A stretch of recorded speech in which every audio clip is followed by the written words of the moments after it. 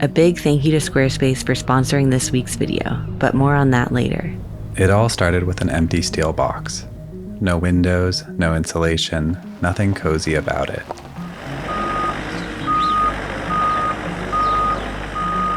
I never really imagined when we bought our first shipping container that it would turn out to be the perfect bedroom for our little family.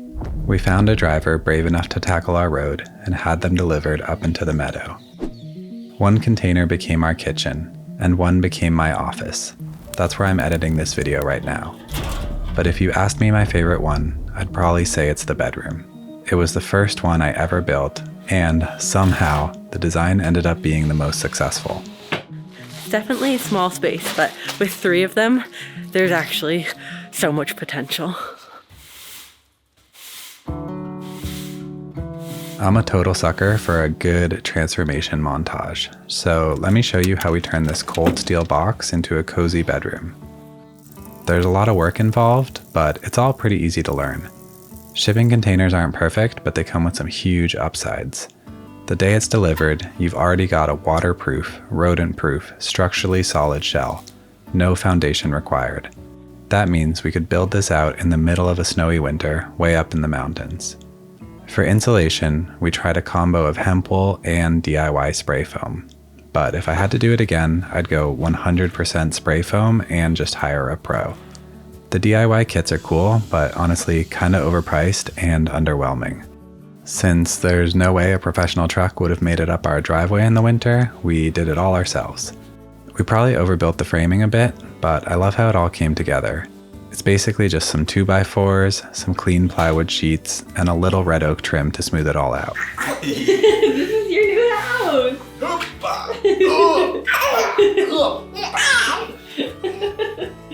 Lou, it looks so good. Hi!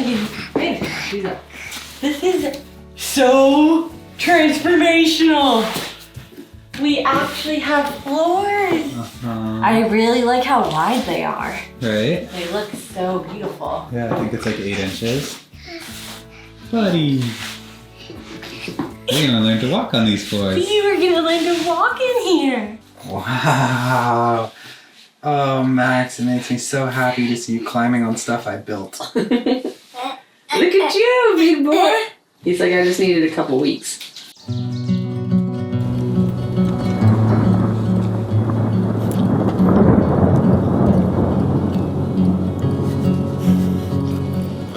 So version 1 of this design worked really well for the first year of use. I like to call this a Nordic plywood aesthetic, and that became my reference point for this build. We had a king-size lofted bed where Max and Dana slept, and I slept on the floor below, which honestly was a really good setup for me. The floor is cold, there's more fresh air, and I'm the first one to the door, which means I can leave at 5 a.m. without waking anyone. Under the bed, we built these massive drawers underneath that easily stored all of our clothing for all 4 seasons. It would have been even better to double the amount of drawers and make them more shallow. I was thinking too, we could like put like little hooks here and put like our keys and like just like a little organizer with it, because I think in such a small space it would be really helpful to have like a few places that like this is where this goes. So I brought you some new stuff. Okay, look. They're a little big. This is the first room we've ever lived in together as a family of 3, so it was a big learning experience figuring out the right design for our family. Ultimately, I think design is highly personal, and what works well for one person might not work so well for someone else. I spend a lot of time thinking about layout, and I sometimes wonder if a traditional house's physical structure actually causes the health outcomes most people attribute to other factors. These containers are incredibly inconvenient in a lot of ways, but the design keeps our family unit close together, forces us to get fresh air constantly, and makes the outside world feel more expansive than the crowded and often messy interiors. If it wasn't for the fact that our summers are short and our winters are long and cold, I'd say this house structure is actually kind of perfect in a lot of ways.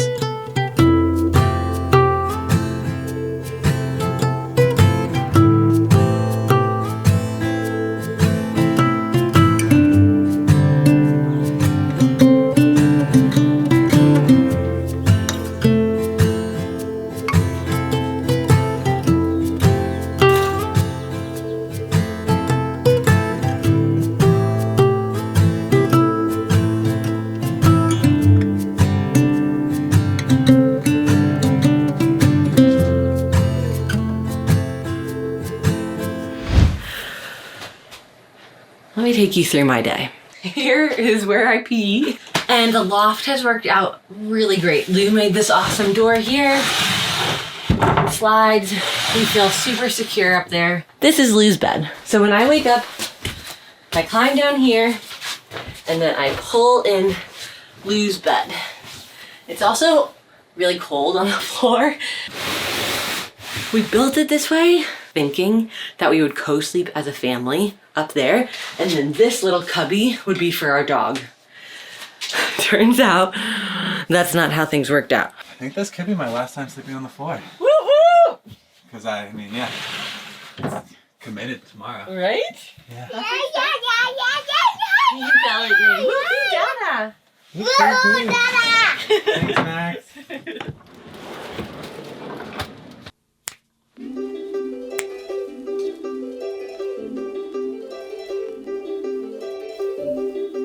So let's talk shipping container design. Our friend Carmel is a wizard in this program called Rhino, and she's been my tutor for the past couple months. To speed up my very slow progress, she rendered the entire shipping container build down to the centimeter. The plan is to build a second king-sized floor bed and replace the 2 storage boxes that we used as stairs with a set of storage drawers that perfectly match the size so that climbing down in the dark doesn't feel destabilizing. We also got some cool plans from another designer named Vera, who had a similar vision to what I was thinking. She added a drop zone for clean clothing, which is design lingo for an area where you throw your clean clothes, and it's an overlooked feature I really love that I'll incorporate in all future builds.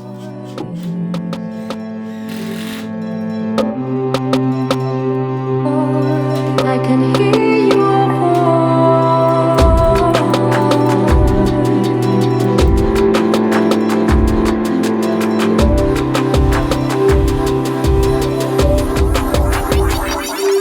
Also, sneak preview. I don't know if you've seen this. Lou built another bed. But I didn't know how to build it. Are you Yeah. surprised? Are you surprised? Look inside it. Yeah, you're looking in there. What do you think? How? Look, it's tall. You can stand up. You see that? You got space, Max.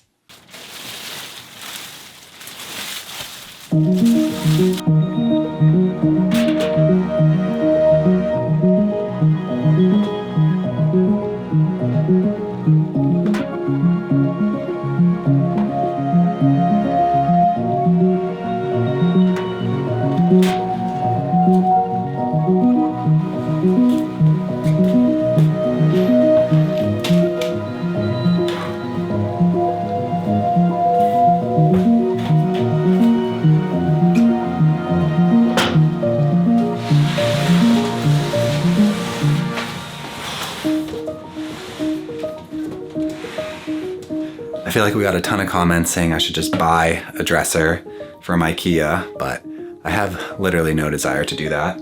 This took about a day to build, and I don't know, I think ever since the van days, honestly, it's just like once you've lived in furniture you build yourself, it just feels so different that I kind of can't go back. I like furniture with a soul. I like it when I build it myself because I can fix it, I can change it, and this whole thing is fully removable. It's not screwed in any way. So when our living situation changes, it can come with us, which is really cool. We're gonna snap, and then it will turn into a dresser. Like this. Sometimes it doesn't work on the first try.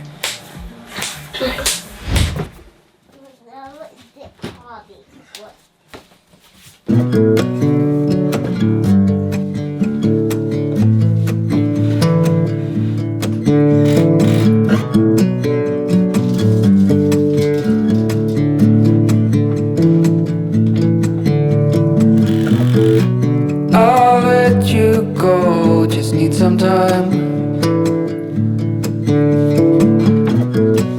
At your own pace, you need to find your way. All right, the bedroom is done. 100% done. 95% done. We have 2 king-size beds. Dana and Max have a thicker mattress now, which they like.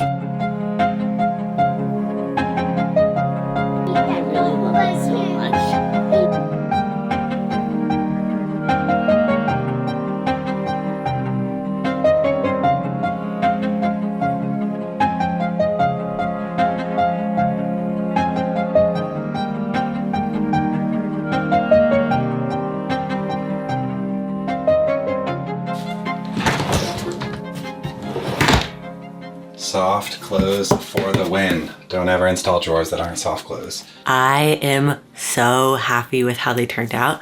Honestly, it's been so life-changing, especially because we ended up getting a thicker mattress for the bottom bunk, and Max and I moved down to the bottom bunk, and it's just been so much more comfortable just like crawling into bed instead of like going up into the loft. I don't know, it's made all the difference. And then not to mention, I loved our pull-out drawers before, the way that we had so much storage and all of that, and you don't even realize sometimes that the system that you're living in like could be improved. And so when Lou switched it from all of those huge shelves that used to be under the loft bed to this dresser, I feel like we became, it's like an elevated version of this bedroom. It's like a lot more normal style.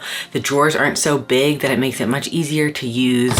We've only actually had the dresser done for like a week. It's been a long process of getting the bed done. And I'm just really, really grateful that we did do this upgrade to the bedroom because it's been life-changing.